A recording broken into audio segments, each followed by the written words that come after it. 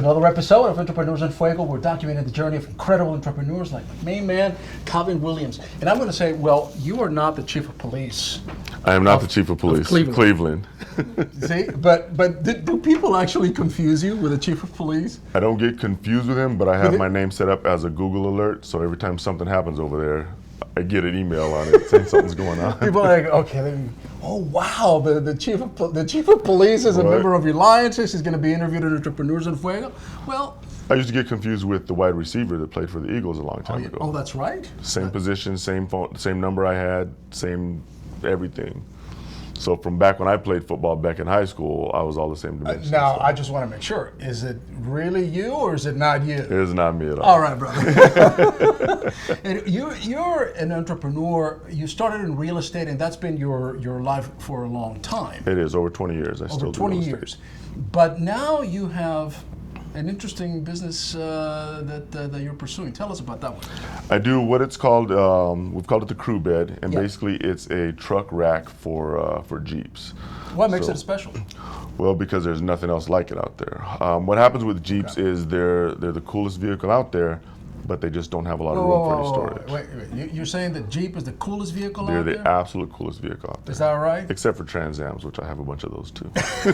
Well, the reason that I'm saying that is because we got people from other vehicles that are also guests of the show, and I think that they might disagree with you. Well, Jeep is the most versatile and the most fun one. You can go on-road, you can go off-road, it's convertible top, you can play in the sand, you can play in the mud, anything you need. You can't do that with a Corvette.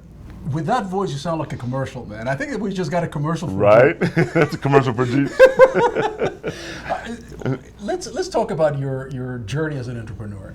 How were you always an entrepreneur? And by that I mean, did you work for corporate America first, and then you just jumped into being your own man, or what happened?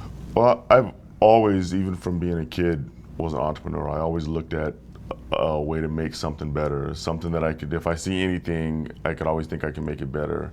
I'm one of the people that, if you're in the club, you hear somebody say, I wish they had this, or wouldn't it be cool if there was this?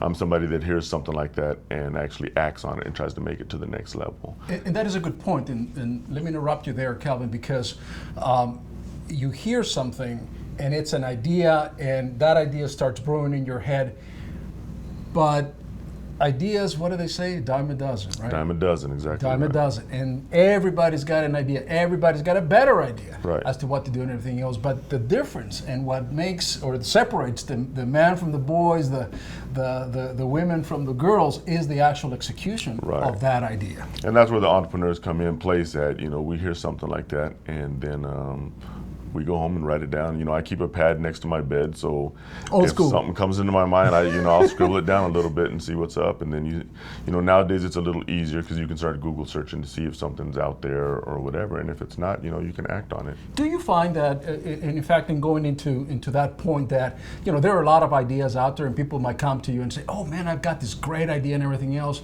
When you Google it, hey dude, this idea has been in existence for the past 12 years. Right. Is not new. And I get that a lot just because my friends, my circle know me. So we actually have people that come to us now because I know the patent procedure and how to make something from an idea forward. So I'll have people that come to me and say, "Hey, what about this or what about that?" And if their idea is good, then we'll give them a little bit for if it goes to the next level. And at least that way it goes beyond just an idea. At least that way they can claim some type of ownership. Hey, I'm the one that thought of that, or whatever. Real estate was your first love, though. And still is. I love my real estate. I still do real estate, yeah. And how is that compatible with what you're doing with your other project? Do you find it as a vehicle or as an enabler for you to create other things because that's what's really paying the bills, or is it the other way around?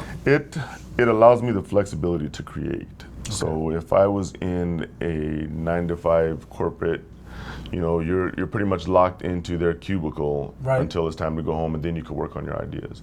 I set my own schedule in real estate, so if it's days that I need to work on Crewbed stuff or any of the other ideas that I have, I could set that schedule up. So I work much harder now than I worked when I was in, the corporate world, But like on my email, it says an entrepreneur is willing to work 80 hours per week to avoid working 40 hours per week. Exactly. And that's what I do. I work very, very hard, but I have that flexibility to do that. Tell us a little bit more about the Crewbed idea. I mean, how did the idea germinate? I mean, did it actually happen where you were in bed and you get up and there's your pad right there and you're like, I got to write it down? Well, it's a necessity, like most inventions come apart.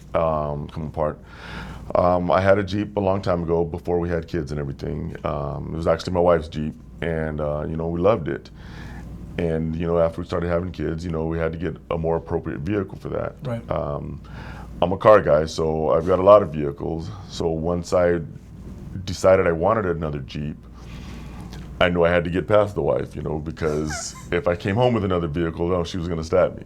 So I had to, because I used our truck a lot. My son was getting older and we rode motorcycles.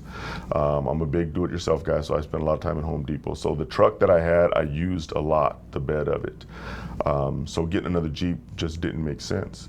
So it was really at a bar, happy hour, on a napkin where I figured out I'm going to turn my Jeep into a truck. And I just started drawing things out. Then from there, it went to a little bit more professional drawings. Right.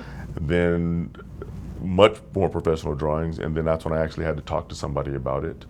I talked to a partner of mine that does welding, and I told him what I wanted to do. Everything started looking like it was going to work. So at that point, I needed to go buy another Jeep to make it happen. We ask this question to a lot of entrepreneurs because now you have the idea, you went from idea to execution, and you have a product. The biggest challenge that you see with this particular product, what do you think it is? The biggest challenge was I absolutely loved it, but I didn't know if the Jeep world was going to love it, and I couldn't really tell anybody about it until I secured all the patents and the final design and all that. So it's a long process and a lot of money going out that you don't know if you're going to get the return on it, and you don't know if the people are going to love it. I got lucky that the people did love it, but you're always going to get a few people that say bad things about any product, and that's going to happen.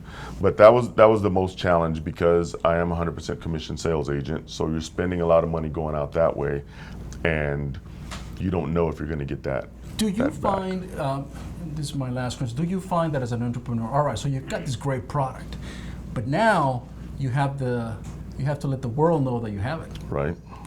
And that sometimes, I mean, I understand the process of patenting and everything else, but that's just technical stuff. Sure. That's you pay somebody to do that. Right.